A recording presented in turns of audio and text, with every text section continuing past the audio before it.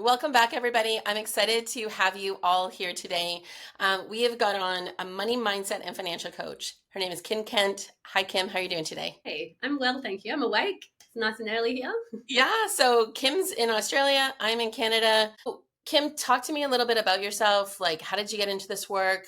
Why is it your passion? Why is it your business? It's, when you look back on your life and then all the dots line up, you're like, okay, I was actually always meant to do this. And I heard this saying recently, actually, where it's like your pain becomes your purpose. Mm-hmm. And I was like, okay, well, I'm living that. I'm evidence for that quote. I was never born into wealth. I was born into the two sides of the families, mum and dad's side, both with major scarcity around money, Mm-hmm. a lot of poverty mentality, all of that, a lot of stress. And look, I don't really remember my parents ever being happy. They divorced when I was 8. And look, I Mm-hmm. knew more about child support than any other parent, I swear, at my primary school. Like, it was just so much shit around money, so much stress, so much Right. frustration. My parents always fought about money. And then I attached this belief, or many beliefs really, to money around how, like, money is the root of all evil. Mm. Uh, Rich people are greedy. Money is something to be so desired. And the thing was, it felt like our whole life revolved around money, but I never had any money. And so Right. this is where I believe my entrepreneurial self kicked in, because I was hustling my parents. Well, my dad never paid pocket money, but my mum did. I would hustle my mum for extra pocket money. I was Right. always finding ways. It's like I was obsessed with money, just like it felt like my family was. Again, Mm-hmm. trying to hoard it, just trying to get it because I thought more money equals more happiness.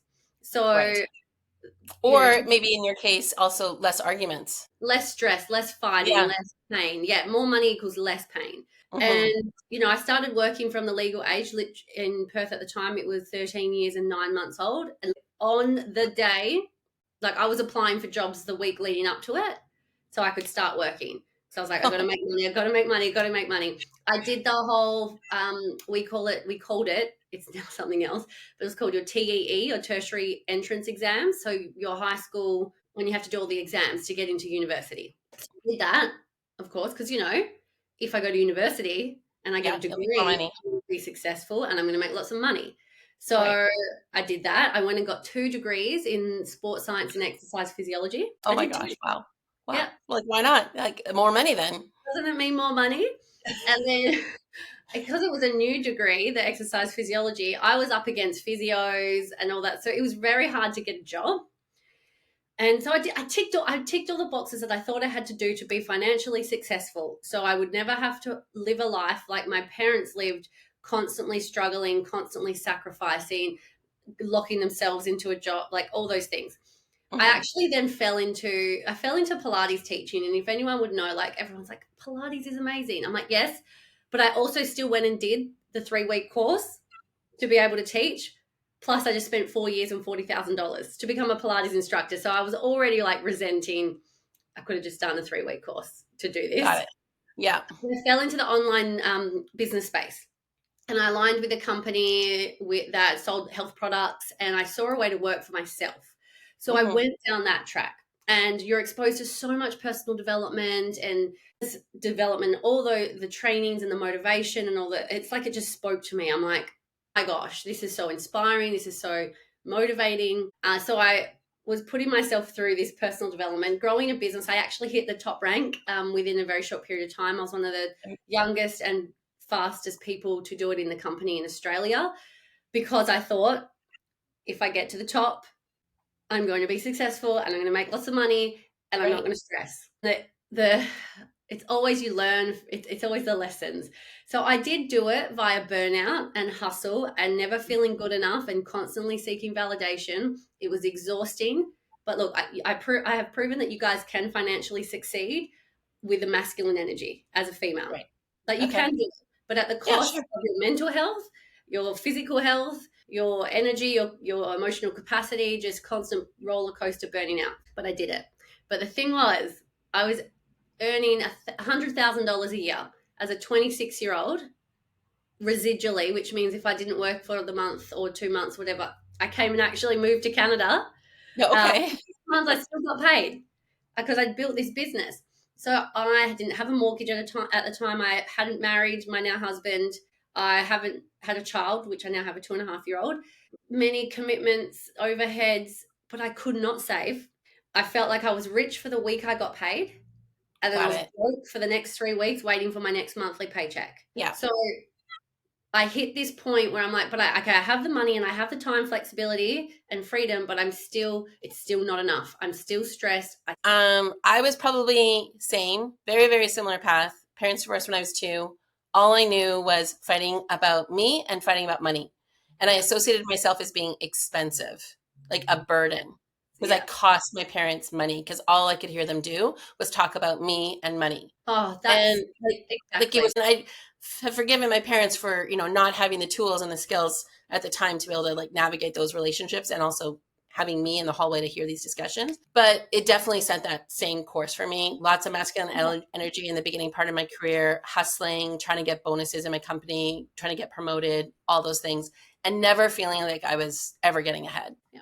And it is because our parents, like I've done the healing work, which is next part of my story, but they're Mhm. not thinking, they're in their own pain, they're in their own struggle. They don't have the capacity to realize their actions and how they're affecting their children. And my mum and Right. dad, or whoever is mum and dad, they're your initial first loves. They're Mhm. your initial safety net. I had the biggest ego, and I was like, I'm not paying for personal development. I'm not paying for coaches. I'll do it all myself. There's a heap of free stuff out there. And look, there is enough free stuff out there. Really committed and determined. But the thing was, I had no savings to show for my money. And I was like, where the fuck am I spending all this money? I'm not valuing investing in myself, but I'm valuing the wine and the partying. Yeah. So then I went to work on me. You take that first step, but then there's like this huge tumble down. It was like that, the catalyst, and it just Mhm. started that momentum. I healed my relationships, my little girl relationships with mum and dad, and how that's connected to my sense of self-worth. And then not only that as a core, I additionally learned about money, because you can do the self work, but I found money, you have to specifically work on money, because there's something I did it, and I see it with my clients too, is we can do all the work on ourselves, but it's like we leave the area of money in the little box tucked away. Yes. So I had to do that Yeah. too. Well, because it's big and scary. Yeah, it's Yeah. like Pandora's box. Like we don't really necessarily want to open it, right? 'Cause then we have Yeah. to deal with it. Yeah. And then I learned how to reprogram my subconscious money beliefs. I learned how to support wealth and abundance and all the things. I learned how to manage my money, like stop budgeting, follow. I learned about universal law and how the energetics of universal law, literally science, and I've got a science background, so I'm like frothing this. I'm like, yes, how this actually works in the area of money and our relationship with money. So I was already starting to do mindset and business coaching with people outside of my team at the Hmm. level I was at with the company. And when I started to do this work around money, and I've saved my first 100 grand in a couple of years. We invested in a house. We had a debt-free wedding. Like planning a kid wasn't scary. Wasn't worried like it's going to cost all this money. All these things. We're setting ourselves up really well. My clients were like, Kim, teach me. Like, tell me what you're doing with money. And I honestly just absolutely love. Like, I'm obsessed with money. And that's how I became, like, I guess I niched down into this area and helping mainly women, because honestly I help men, but men don't stereotypically want to listen to women, and that's okay. And I'll chat to the women and families on how to like get out of debt, stop spending more than they earn, and create their path to financial freedom with what they have now, so they stop feeling like they're not enough.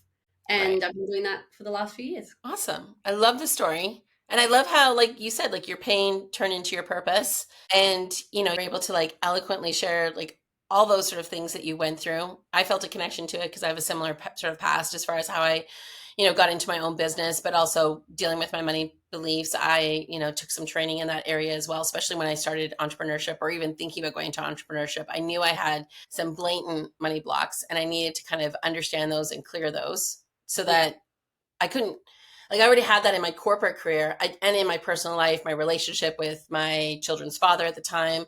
I've gone through a divorce, but I think like all of that sort of surfaced. And it's like, I didn't want to impart that on the next stage in my midlife journey I sort of like burnt it all down and built it all back up again when I was around 47, 48. But I made a decision, like, I'm not going to, like, there's some things I'm going to take from my past and bring into the present and the future, but not everything. I'm not going to bring the money blocks. I'm not going to, harbor their ill feels about like my children's dad or my past bosses or anything. This is what I want my new business and the life that I'm going to create for the next 50 years on the planet. Like, this is what I want it to look like.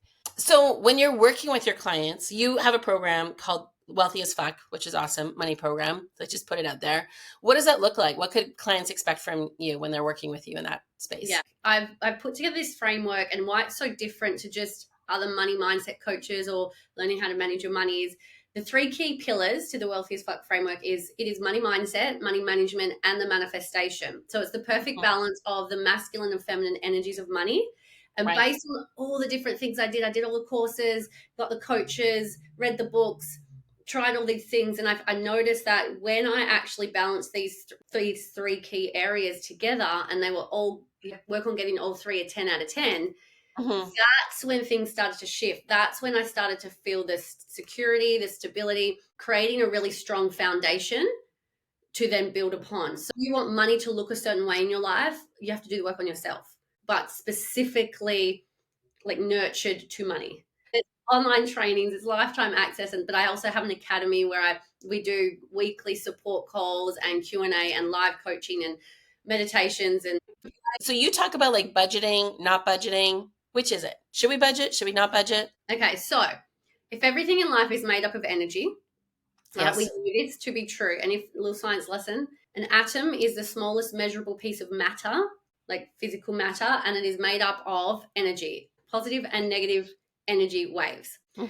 So everything's made up of energy, which means money is made up of energy. Now, energy doesn't want to be restricted. It needs to be able to flow. It needs the ability to expand and whatnot. So if I ask you right now, or I'd say to you, hey, look, you need a budget. How does that make you feel? Constricted. Yeah. Yeah, straight away. Budgeting, emotion is just energy in motion. So the way we feel, we're broadcasting energy out. We're broadcasting out how we want to feel. So if we start to feel restricted, we're telling the universe we are choosing to be restricted. So give us more opportunity to feel restricted. So if you start budgeting, which we know it makes you feel restrictive because we attach that emotion to it, you try and budget, which we grow up hearing the whole like budgeting is smart. You're a good girl if you budget. And of course, our subconscious brain goes, well, we want to follow the rules. We want to be a good girl. We don't want to get in trouble. We want to be liked. So then we think budgeting is the best thing to do. But then, you know what happens? We start budgeting. We start following it. A couple of weeks go past. Fuck, I've been working hard. I really want to go out for dinner. I really want to buy that new dress. Or I need that holiday. Fuck me, I've been working so hard. I deserve that holiday. So we start justifying to break the rules that we put on ourselves. And you know what? It feels fucking great. Go out and do it. Yeah, because we're grown-ups. We can make our own decisions. Yeah. And what happens straight after? Fuck. Probably shouldn't have done that. Yeah, and can't pay my mortgage for the month. Yeah. Yeah. And our subconscious goes, see, Kim, you're not good enough. You failed. It's a total budgeting is a total self-sabotage that in Kim language will totally just fuck you over. So stop budgeting. But so then, what's the alternative? Like if you have a goal, like, okay, we want to go on a family vacation or we want to buy a new car, and we do need to set aside some money for that. Exactly. So it's the languaging. Just change the languaging around it. Like I won't say stop budgeting and then leave you like, oh my God, I have no idea how to talk, walk, think, feel, like what do I do? Right. You're smart, you're responsible. That's why you want to budget in the first place. You want to get ahead, you want to do the right things. But it's just it's the meaning and perception you have on it because that's going to dictate your behaviors with it. So still manage your money well. Just stop budgeting. Just stop referring to it as a budget because it makes you feel icky. So like inside Wealthy as Fuck, you learn the signature money blueprint. So all my clients, we follow our blueprint. Or you call it a system or your money management. It actually just don't call it something that's going to cause you to feel like you're trapped because that's what you're trying to break free from in the first place. You're trying to break free financially. So you can call it, if you really want to tune into your feminine energetics, call it something sexy, like my self-work. So when we do our weekly money, it's let's put our money through the spreadsheet. Let's put our money through the system. I love it. So I manage my money. So And then you want to follow a set of principles. I don't like to say rules because rules, it's about our energetic response. I mean, I think what I love about it is during your program, you unpack again that sort of trauma or misbeliefs that you've adopted. You've trusted parents, grandparents, like my grandfather always used to give me like financial advice, and I'm sure listening, nodding my head, absolutely. And then Yeah. it's like when I get my first credit card, I just like blow it, right? Move through the Yeah. shame, the guilt, the doubt, all those things, and understand why that has gotten there. And then what you're saying too is create like a new lexicon, a new vocabulary around money that serves you. You're not doing a quick hack or like a quick little manifestation hack. It's like you got to get to the underbelly of like why you have that belief. Does it still serve you? Does that like lesson or parable, like, is it needed now? So I love the fact that you go back in time to like review those things. But Yeah. then it's like now you can choose. Like you're a grown up, you can choose how you want to use this spreadsheet, this tool, your money, and Yeah. then now start putting those practices into place, right? Exactly. And this is the manifestation component because we're Right. already manifesting. How we show up and how we behave and how we feel is the energy we broadcast, and we're going to attract back in to keep that way. So if we feel stressed, the universe goes, "You're choosing to feel stressed. I'm going to give you more opportunities to do that." It's not trying Right. to be an asshole. Makes absolute sense. But sometimes when we're working by ourselves, which is kind of the example that you gave before when you were starting off your business and kind of working yourself and not, not using coaches, etc., is yeah, you can find out a lot of things online. You can read money books, but I think having someone like you in your back pocket as you're trying to make these transitions in your life and develop new behaviors, new ways of thinking. It's all about the empowerment. Like I heard this quote once from a coach: 2% of the world's population are self accountable. The rest of us need help, which is why we get coaches. Oh my gosh, really? Go if you want to get fast track your results and get results sooner. It's standing on the shoulders of giants. Yes. That saying is like, I have business coaches, I had money coaches. It's okay, well, they're somewhere where I want to be, and they've learned how to get there. I resonate with their story, I relate, and all these things. Go learn from them.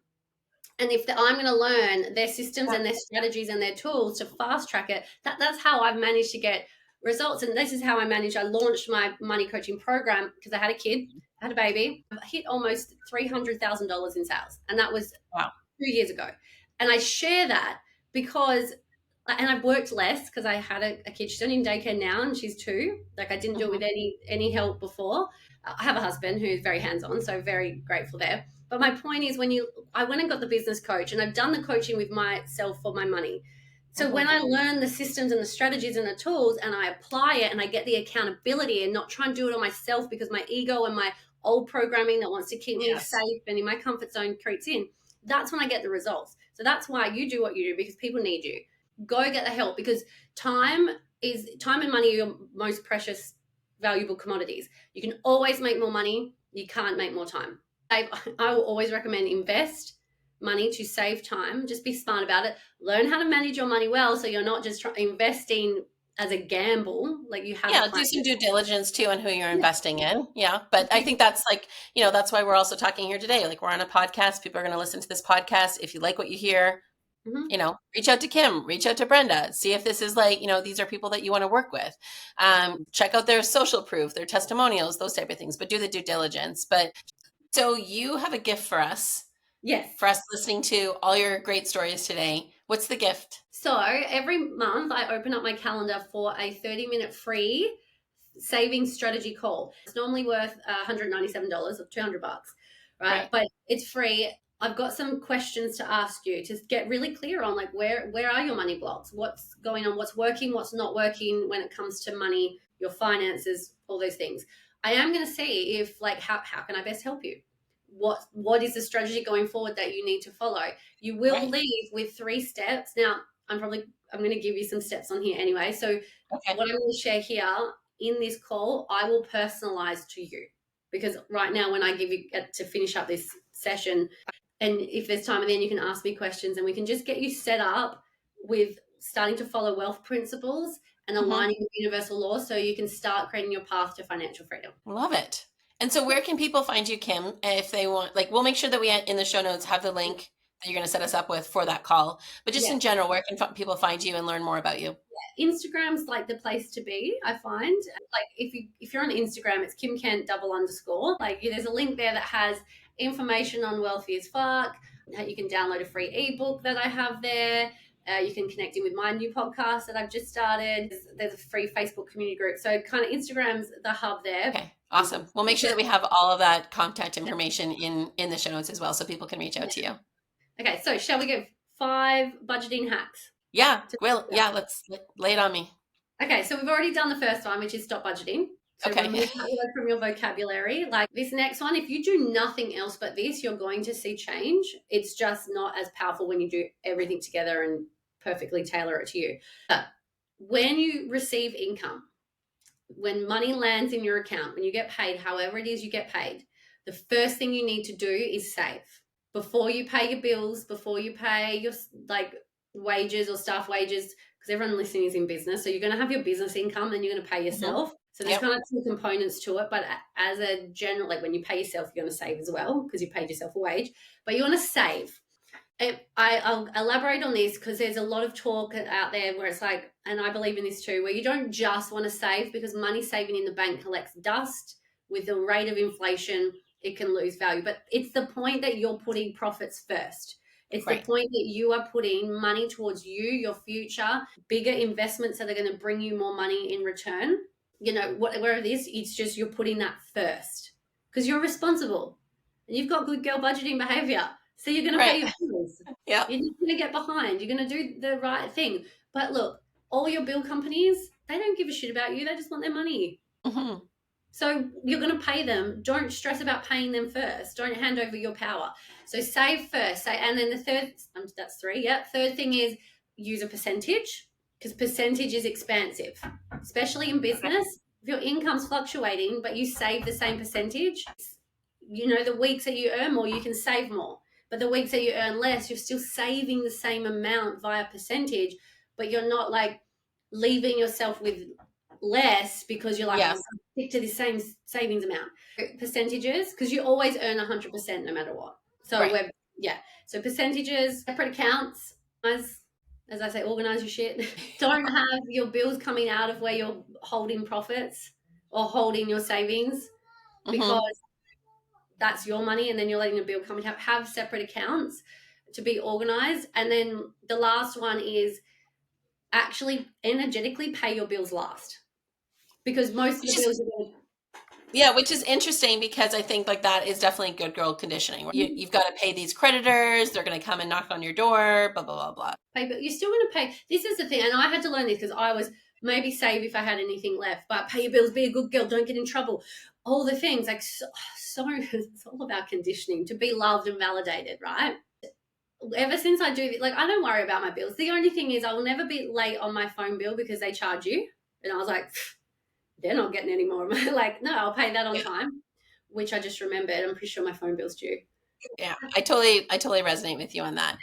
Kim, I want to thank you so much for the conversation today. It's been awesome. You're hugely entertaining, first of all. And then the second part is like, you're just a wealth of knowledge. And like I said earlier, how great would it be that you were in like every business owner's back pocket, right? When you're starting up your business, making decisions about where you want to make that investment. You know, when you don't make the best investment, it's okay. Brush yourself off, like get back up again. You got Kim in your back pockets. Thank you so much for being on the podcast today and sharing all of your brilliance with us. Thank you so much for having me. I had fun.